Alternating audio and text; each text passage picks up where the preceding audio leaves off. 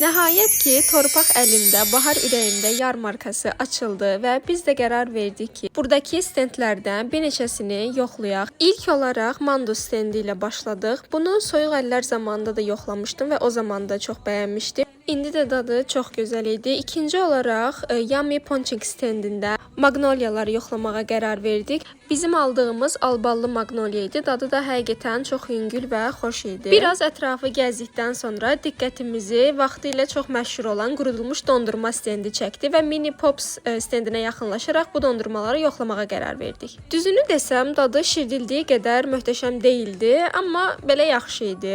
Son olaraq isə közdə şabalt stendinə yaxınlaşdıq. O şabaltların isti və xoş qoxusu bizi özünə çəkdi.